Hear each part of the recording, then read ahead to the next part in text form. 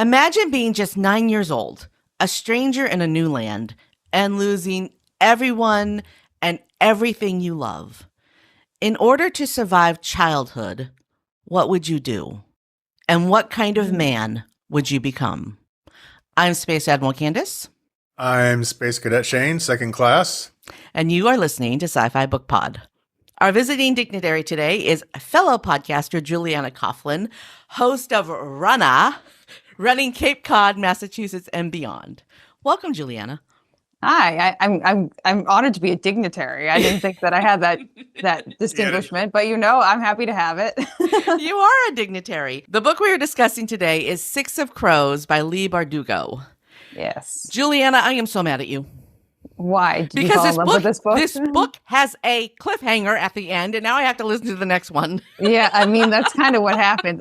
Technically speaking, this book is actually the fourth out of the whole Grishaverse series, but it is a book that you can read. It's a book that you can read independently and really enjoy the book as it is. But if you do read the three books that technically come prior to it, you get like all the little Easter eggs and you get like little bonuses. But I'm not mad about it at all because this is one of my favorite books in one of my favorite series of all time. And I think it's a complete banger. And that's why I recommended it. So hopefully you do get to read Crooked Kingdom, which is the next book after Six of Crows. But it sounds like it was intriguing enough for you to want to read the next book, which is great. Yes. And perhaps you'll come back and talk about Crooked Kingdom in another episode. Be happy to. So, just full disclosure, I don't consider Six of Crows sci-fi. It's more speculative fiction. It's steampunk. But yeah, definitely. Highly enjoyable and fully within the realm of the kind of books that we enjoy reading on this show. So, you did say that this is your favorite book, but why did you choose this book for this discussion?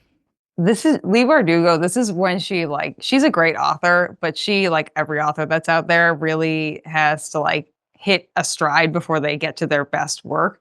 This is definitively one of her best books.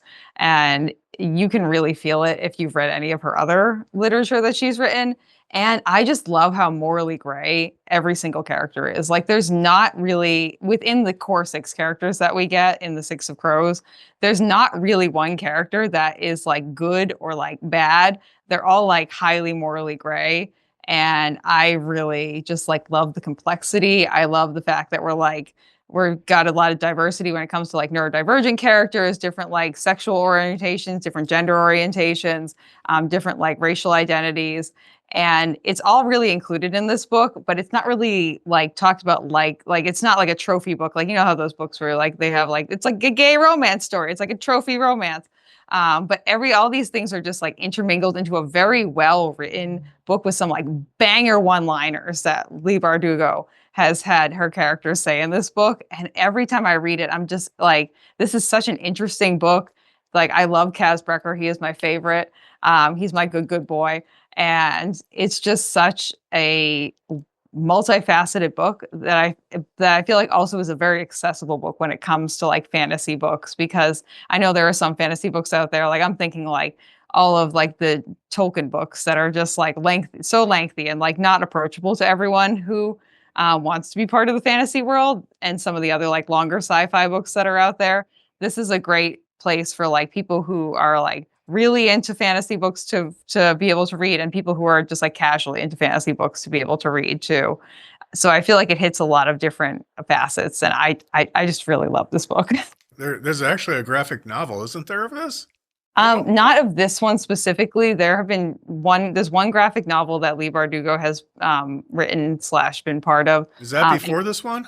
It technically happens before any of the Grishaverse books happen.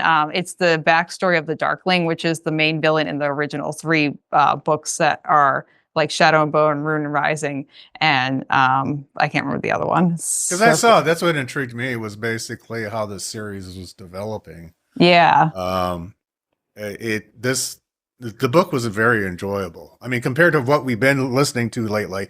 What have you guys been listening to before this? Very complicated pieces. A lot of time travel and very intricate. Too much character, too many characters. This was a very easy to follow, fun read. We had intellectuals, mostly a lot of intellectual pieces. Okay. And Yeah, so which it's makes kind sense. of like, yeah, well, it's that's fine. And there were some good literature ones in there as well, but it was nice to back away and uh, uh, Read something a little bit less enjoy a little bit of intense. Firefly and some Airbender Mhm. and and some Full Specifically. Metal. Yep. He always Uh-huh. has to bring in the analogies. This Well, book is because like, it reminded me well of. Uh-huh. because I do that because there's audiences that do not understand this. They have to use references if they want to Yeah. use this. They want to use this book. Makes So sense. what this book reminded me was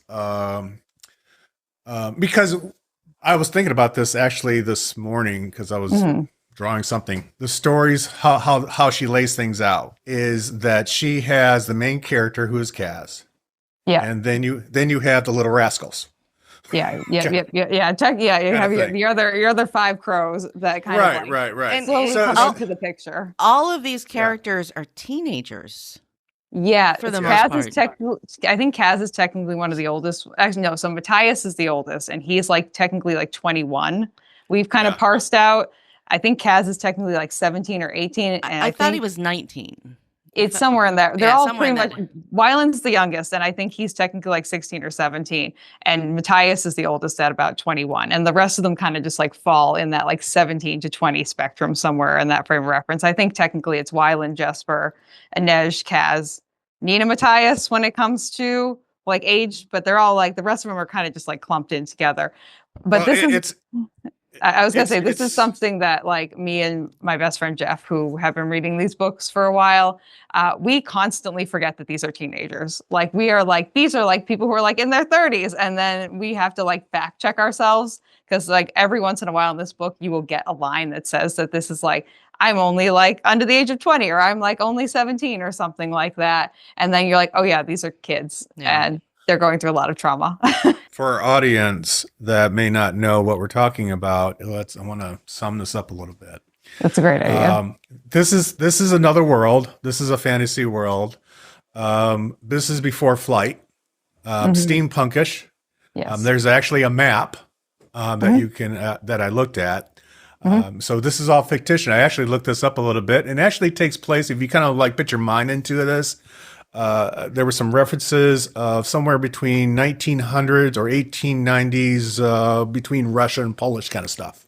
Yeah, it's very much And so that, based on like there's a lot of like Russian origins when yeah, it comes to the whole yeah. series. And so you have a group of teenagers, like you said, that were either sold into slavery, abandoned, or something like that, and Yeah. made it from the skin of their teeth, kind of thing, and grew up in a criminal environment and they did criminal things to survive. Hmm. All right. This one book is about these people, these kids. And to sum of this up, this is kind of like a bank heist book. Yes. Yeah. Okay.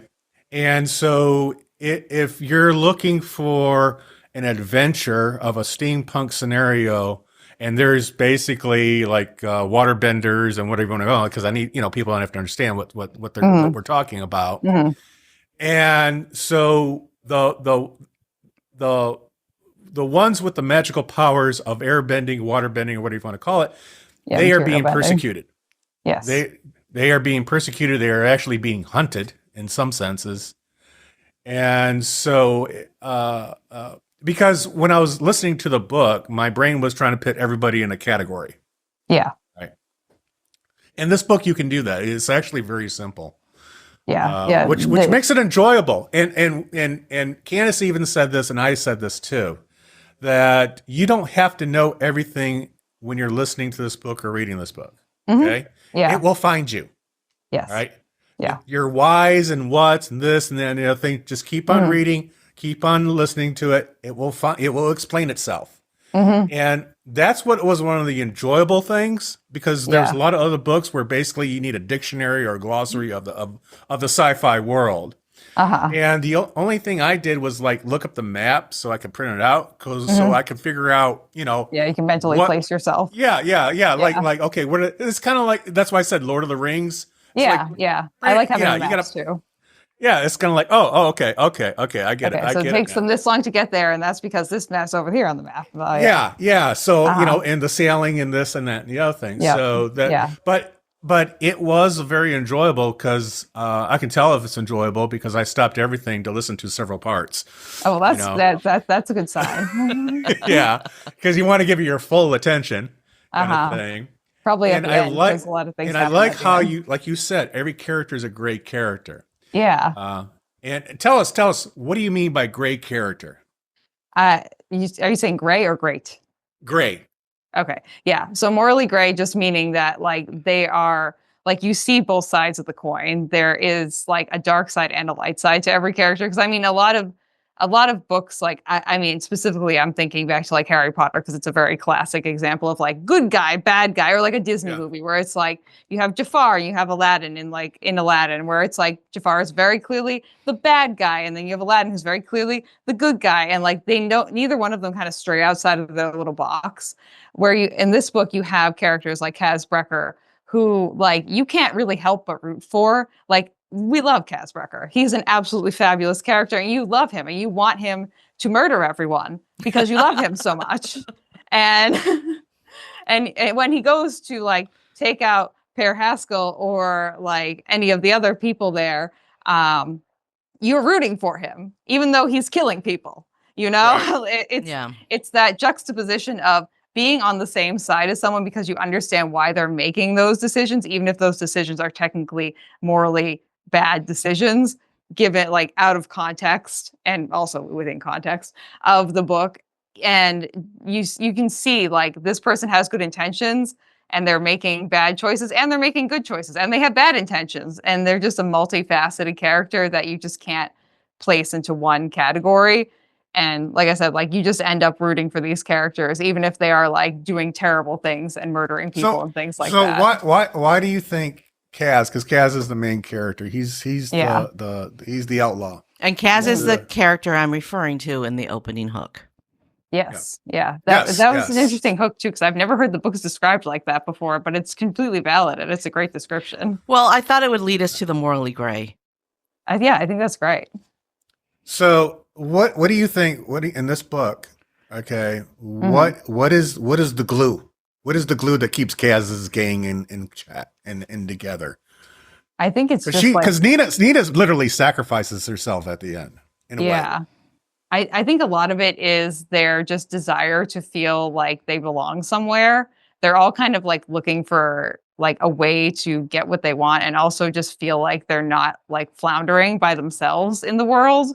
They're all looking for camaraderie and community. And it's hard to find that if you're any of these people because a lot of them have like criminal backgrounds too and they can't really be in certain spaces because of like certain things. Like you get like a Nej who was in like the pleasure houses and like she can't even go to that part of town without getting like these really horrible flashbacks about Tanta Helene. Right. So they're kind of restricted as to who they can collude with and then they kind of just like find their little mishmash group. So I think they're looking for community. I also think that like the trust in Kaz is like one of the biggest things that kind of keeps this group together because Kaz kind of reminds me, I've described him as like, you guys know Phineas and Ferb, like the Disney show at all? It's a little too, no. where our daughter's a little too old for that show.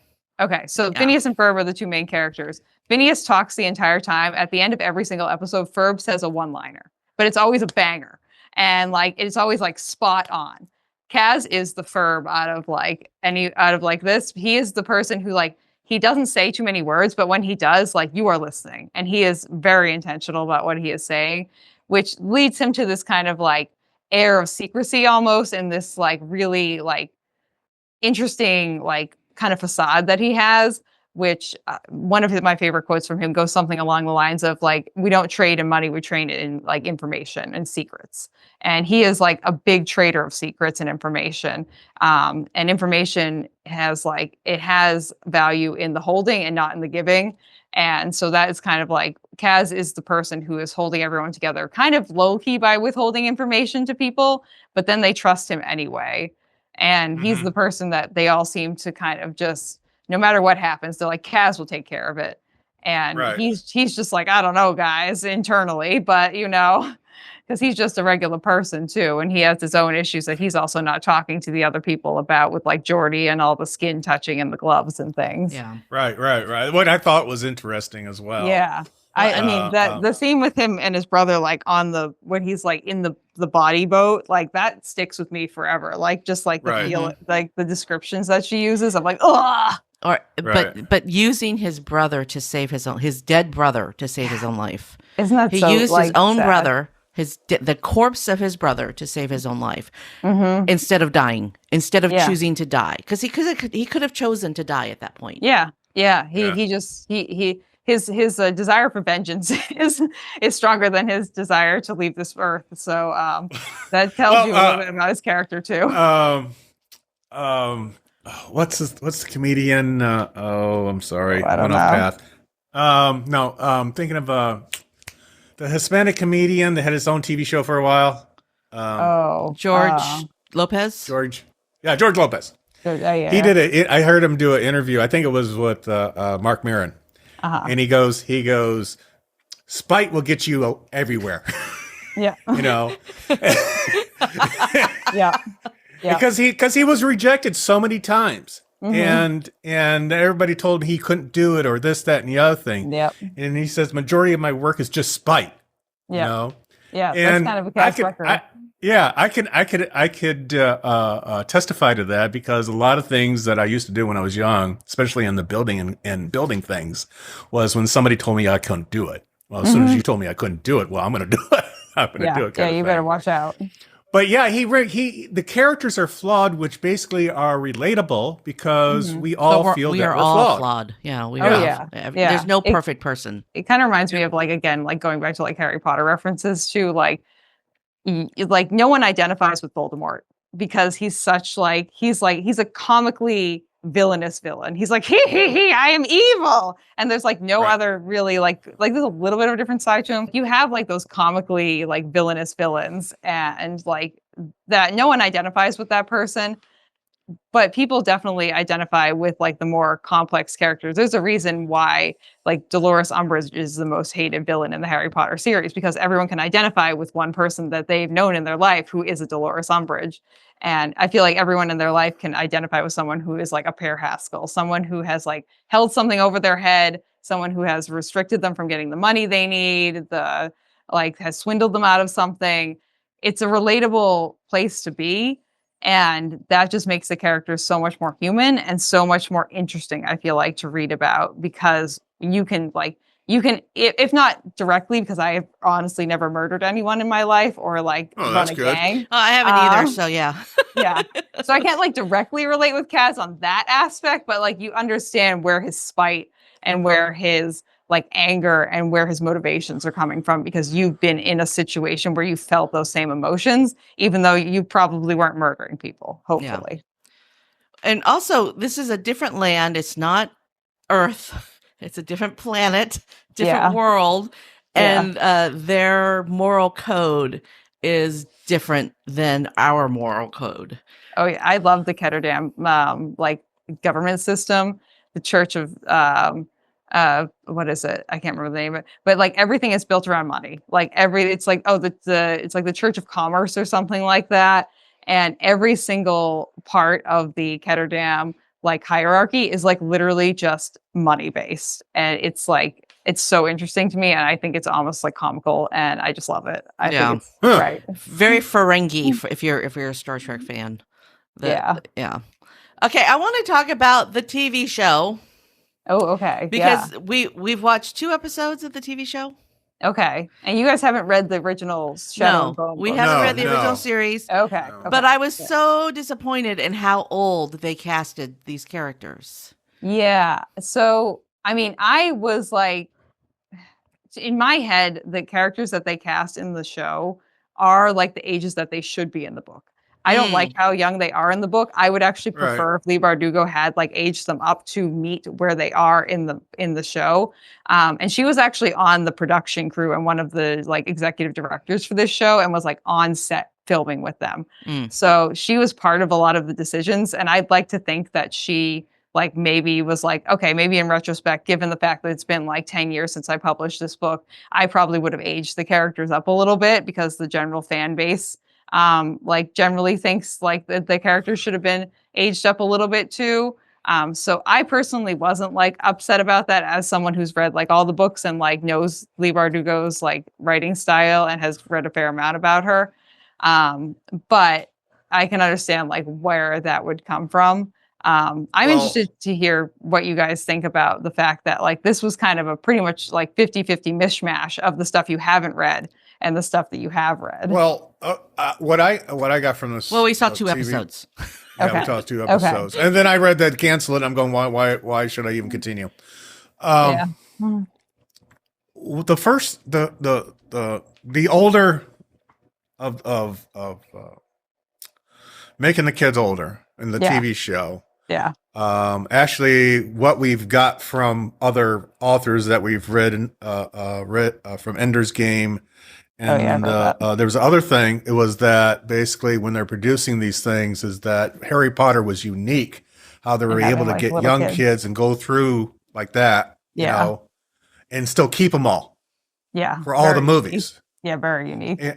Yeah. So, but what I've gathered is that in production, when you're dealing with kids, young age, they grow so fast, to keep the look of them from season to season, It's hard. you have to start them somewhere around 20 years old or so, 18. I mean, you look at Stranger Things. Oh, yeah. Yeah, they look so weird. I saw season 1 and I checked out after that because they killed Barb like in the first season, in the first episode, and I was like, "Where's Barb?" Like, and then we didn't have Barb back, and I'm a Barb fan, you know. So I was very upset about Barb. And then the storyline just kind of went off the rails after season 2, and so now I've seen them like in the final season. I'm like, they look so weird. Like it's just weird to me. I'm like, these people are like in their 20s, like No, it's so in their weird. 30s. Some of them were in their 30s. One of them was in the couple of them, I think, they're in their 30s. Yeah. Yeah. So, the But- Little House on the Prairie, I remember Laura Ingalls going from being a kid like me to the next season being like 5 years older.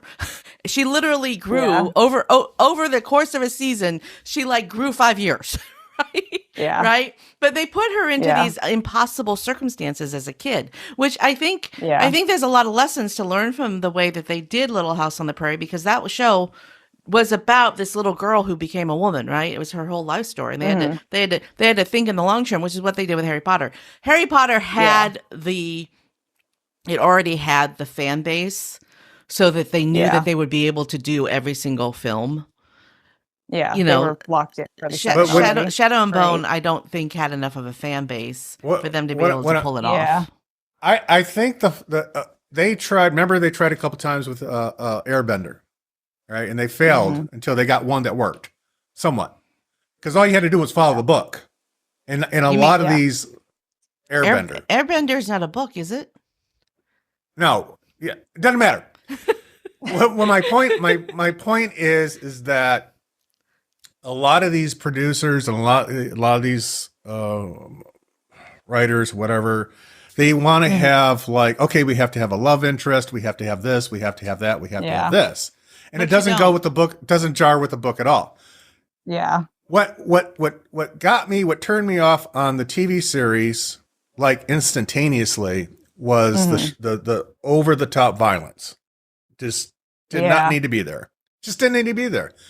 I wasn't really a fan of that either. And when you do that, that literally cuts your audience in half, pretty much. Yeah, pretty much. Yeah. And because you don't have to do that. All you got to do is imply, and the imagination will take over. And in the books, it is implied.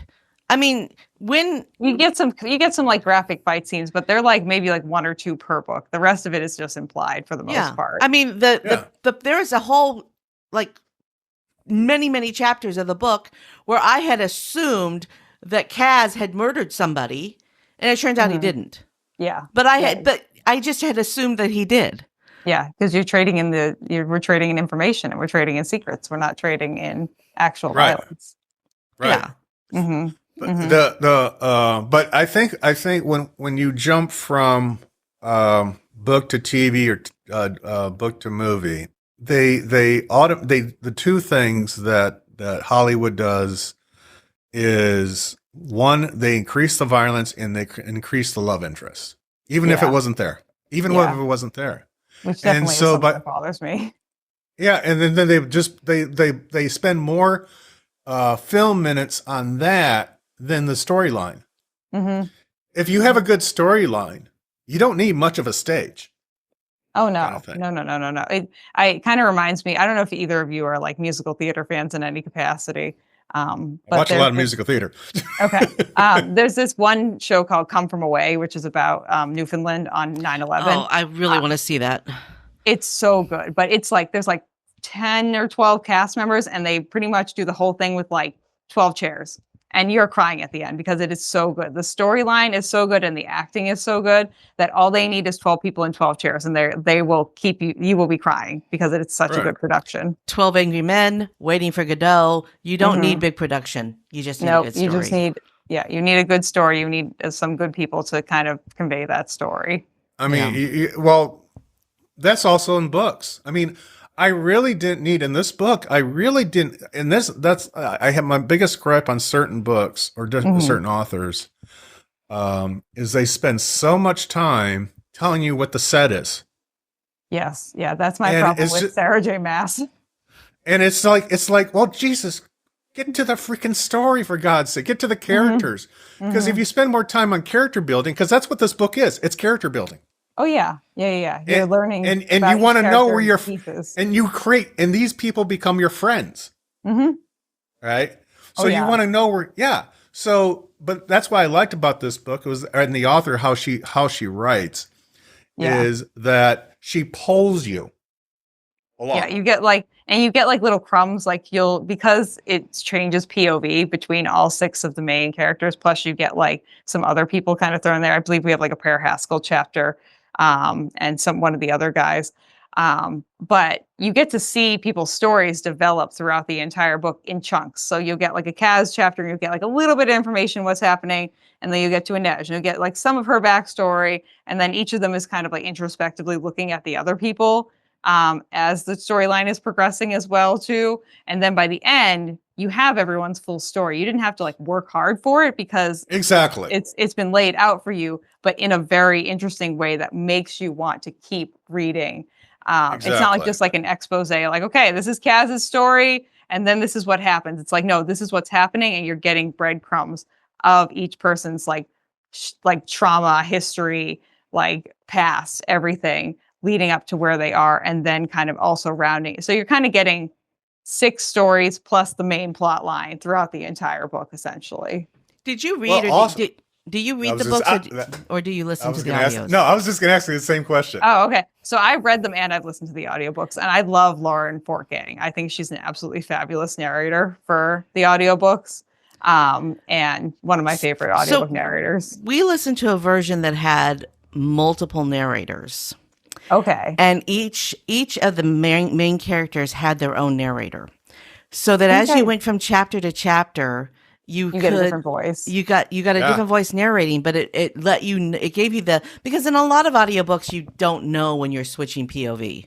Yeah, but in this book, you've switched POV because the narrator changed, and I think that was beautiful. I actually found myself looking at, especially in the middle, from the middle going to the end. Yeah, when they start going to the export. Yeah, I actually start looking at the book or my audio thing when I'm looking at it, I'm going, oh yeah, that's Nina talking. Oh yeah, that's Kaz talking. Yeah. And I thought that was pretty cool. I thought how she wrote the chapters as you say, POV from that perspective of each character. So in each chapter was the character talking. Yeah, as themselves, which I've definitely read. Like a lot of books that are like the POV switching, like whether it's an audiobook or it's a like physical book. And like, even if you're just reading it in your own head, I've had a hard time like being like, wait, whose POV am I reading from right now? Just because one, half the time there's too many characters.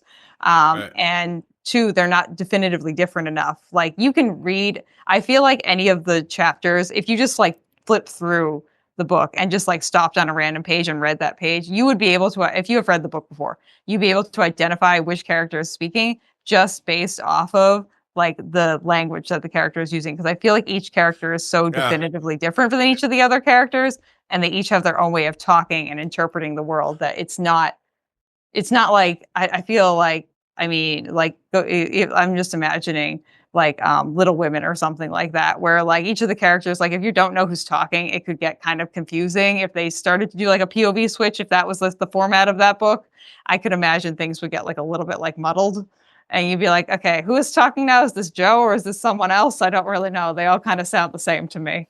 But I found it was kind of it was fun to, and I'm sure it was fun to her as she writes, is that basically it's kind of like, because each chapter, like you said, is from that person. And so she's that person when she's writing it. Yeah. And then, it's, it's kind of, you pick, I guess you give your audience, if they never don't know exactly what we're talking about, is that basically if you put 5 people or 4 people on a corner, and each one's on a corner, all right, and each chapter is so that person on one corner is one chapter, and the other one is another corner in that chapter, and it could be either the same time and what they're looking at and what they're doing.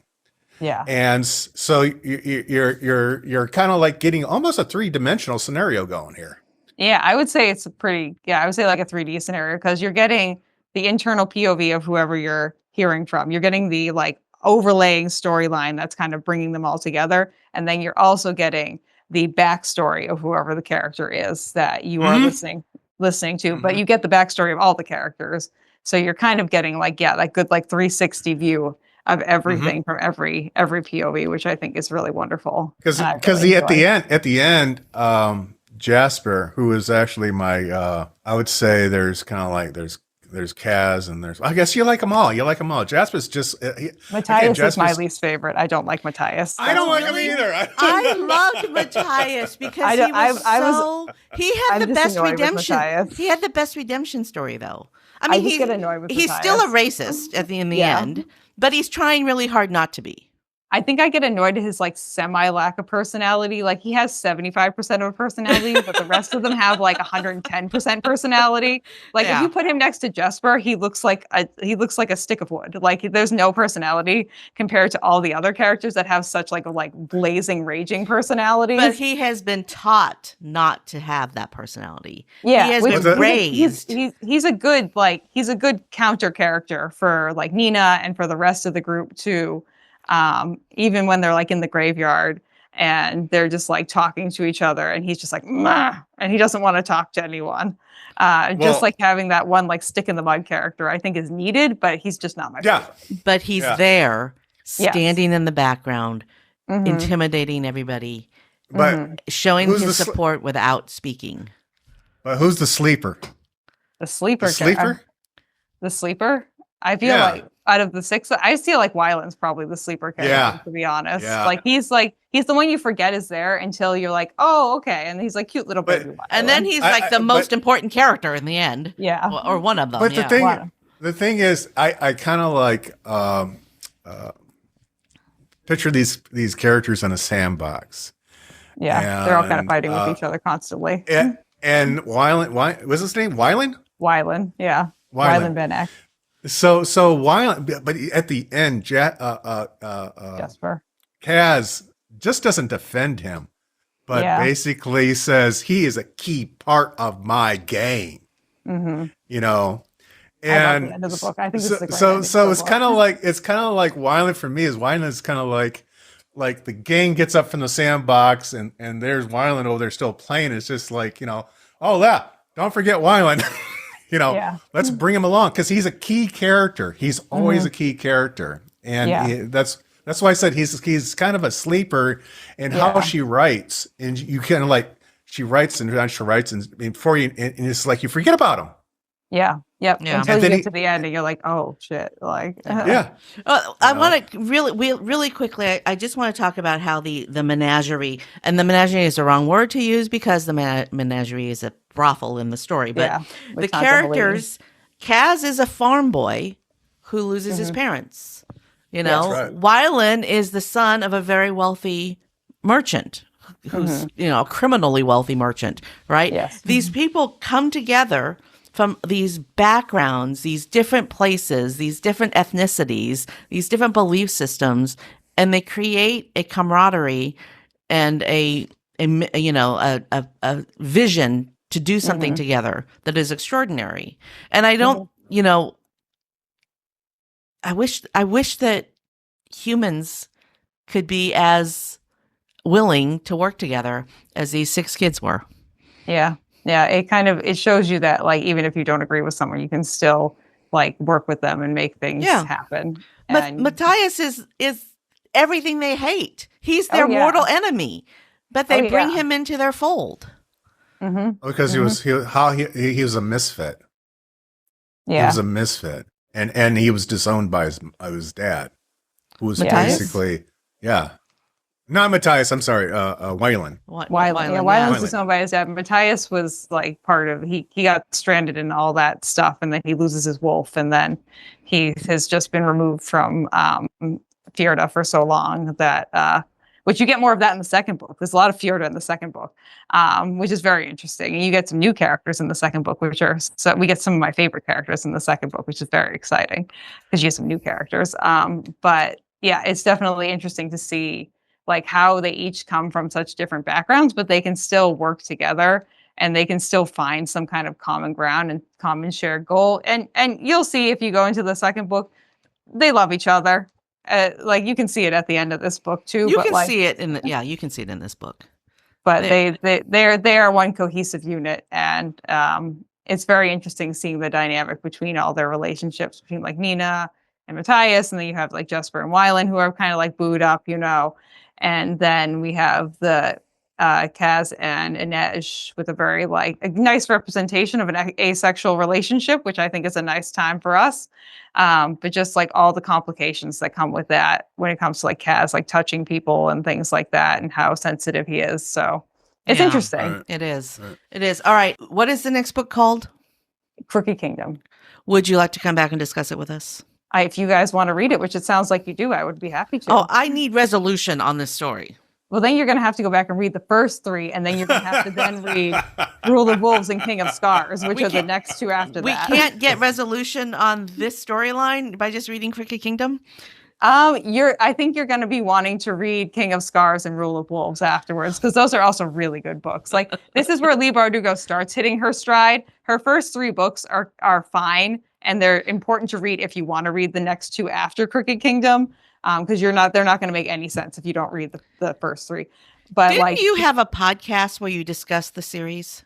Technically it's still kind of alive. Jeff and I haven't done anything with it for like 6 months because we've just been so busy with everything else. And what is the name of that podcast? Into the Fold. Okay, so Juliana, it exists out there. So, listener, Juliana has covered a lot more of this story if you are interested, and I will link to that in the show notes. Yeah, so we finished Crooked Kingdom and we finished Six of Crows. So if you wanted to go back and listen to our discussions, those are there. Oh, excellent! I believe that the listener has already read the book. Listener, am I wrong? Have you read this book? Have you read this book? You should comment below if you've listened to this book. If you're on YouTube. Honey, YouTube, Good Pods, Spotify, you can leave a comment. Yep. There's probably other players that you can leave a comment to, but we really would like to know if you've already read this book. Yeah. And if you've read Crooked Kingdom and you want to hear us talk about it. Okay. Juliana, tell us about your podcasts. Yeah, so Into the Fold, if you wanted to go back and listen to some discussions about Six of Crows and Crooked Kingdom, you can go and find us on anywhere pods are cast. And also, if you are into running or just interested in hearing more of my dulcet tones, Runna is the name of my other podcast, which is about the running community here in Massachusetts, where I live, and just talking about all those things and just having a fun time doing that. And that is at RunnaPod on Instagram, and then just Runna spelled Runnah, which is how you would say it if you're from Massachusetts. We drop the R, we say the AH. So Runna. which to me, that's how I say Runna. So people are like, oh, Runna, like Runner, because they're assuming that I'm just like using my Boston accent. And I'm like, no, with the AH. So RUNNAH, and you can find that on YouTube and any podcast platforms. And go ahead and drop me a comment if you want to hit me up on Instagram. That's great. We love that. Awesome. And those will also be linked in the show notes. All right. Last word on the book do you have any departing thoughts on Six of Crows? Oh, Shane, do you have any departing thoughts? It's a fun book to read. I mean, it's pleasurable. I mean, it's if you wanted something that's not going to fight you and is just, like I said, it's a gang. It's like Little Rascals. Mm-hmm. Okay. Yeah. Doing a bank heist. Yeah. I feel like you're exactly right in the fact that like this is a book where it's going to make you think just enough where your brain isn't going to hurt. And it's going to be just like a nice, generally smooth slide down into like an enjoyable time. Yeah. And some sci-fis and some fantasies get way too complicated. Yeah. And this one does not get complicated. It doesn't you don't have to have, I mean, if you don't know of this series, if you're not experienced, you can start right here. You can start right here. You can just go and walk, and as long as you keep on reading, it'll answer all the questions you have. Yeah, it's that perfect like sweet spot of YA where it's not like so juvenile where you're like, okay, like I understand that like this is what it is, Right. I understand this is a YA book. It's like a high school YA book more or less. So yeah, and that's good. It's like it's just challenging enough, but it's still like really easy to read and it's still very enjoyable and not overly complex. We're not all looking for war and peace all the time. I'm definitely not. No, thank you. Okay, that is a wrap on our discussion of Six of Crows by Leigh Bardugo. I'm Space Admiral Candace. I'm Space Cadet Shane, second class still. And I guess I'm Space Cadet / Admiral Juliana Coughlin, 7th class, demoted, possibly. And you have been listening to Sci-Fi Book Pod.